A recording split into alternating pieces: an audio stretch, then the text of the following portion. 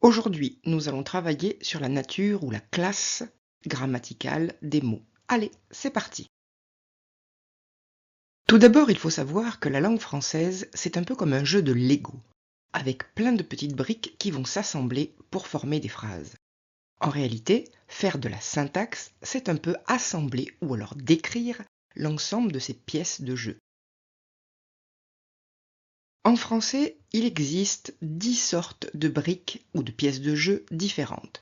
5 classes grammaticales sont variables, 5 sont invariables. Aujourd'hui, nous allons travailler plus particulièrement sur les classes variables.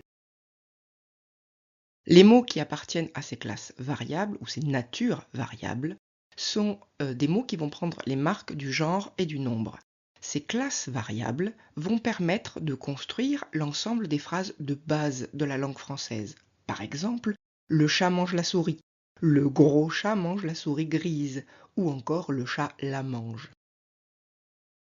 Le groupe nominal est constitué de briques, de blocs ou de pièces de Lego qui vont donc varier en genre et en nombre.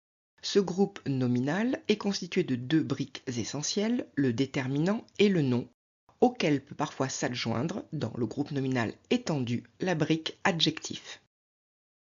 Il est possible de préciser ces briques, car il existe effectivement plusieurs sous-catégories. Sous-catégories par exemple de déterminant, un déterminant défini, indéfini, etc. Plusieurs catégories d'adjectifs. Mais dans tous les cas, c'est le nom qui va donner ses marques au déterminant et à l'adjectif dans le groupe nominal. Comme dans tout jeu de construction, il faut connaître la place de nos pièces. Certaines pièces vont avoir une place contrainte, d'autres vont pouvoir s'intervertir et se placer à différents endroits. Je peux avoir dans un groupe nominal déterminant puis nom puis adjectif, ou alors je peux avoir déterminant, adjectif puis nom. Le déterminant a une place contrainte, il est forcément en tête de groupe nominal, par contre l'adjectif et le nom peuvent s'intervertir. La pièce du jeu que l'on appelle verbe va lui prendre les marques du groupe nominal.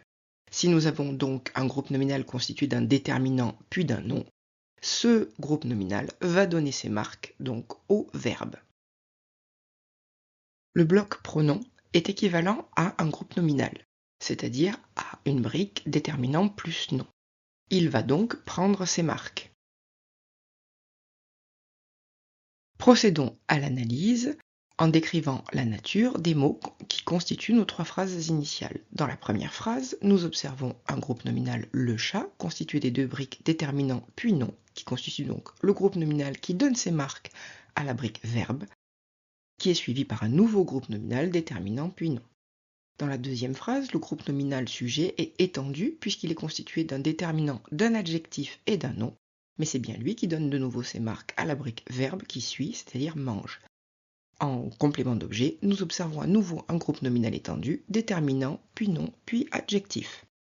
Dans la dernière phrase, de nouveau le même groupe nominal, le chat, déterminant puis nom, nous trouvons un pronom et nous trouvons la brique verbe à la fin avec mange.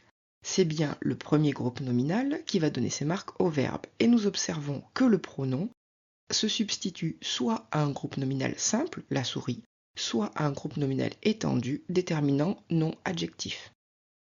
Si vous avez tout compris, vous pouvez maintenant aller voir la deuxième vidéo concernant la nature des mots pour travailler sur les classes invariables. Allez, à bientôt!